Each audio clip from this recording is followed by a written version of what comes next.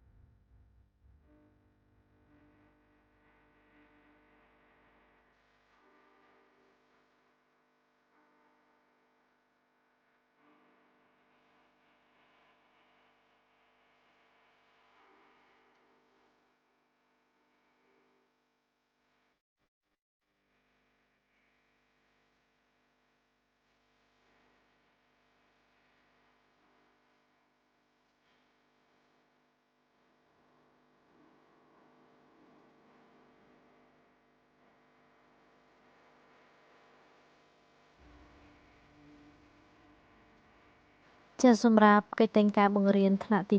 5មុខវិជ្ជាភាសាខ្មែរមេរៀនទី1វីរៈជនឆ្នើមគឺមានប៉ុណ្ណឹងចាសប្រសិនបើលោកគ្រូអ្នកគ្រូចូលចិត្តកុំភ្លេចចុច like និងចុច subscribe ដើម្បីទទួលបាននូវវីដេអូថ្មីៗបន្តទៀតចាសសូមអរគុណច្រើននិងសូមជម្រាបលា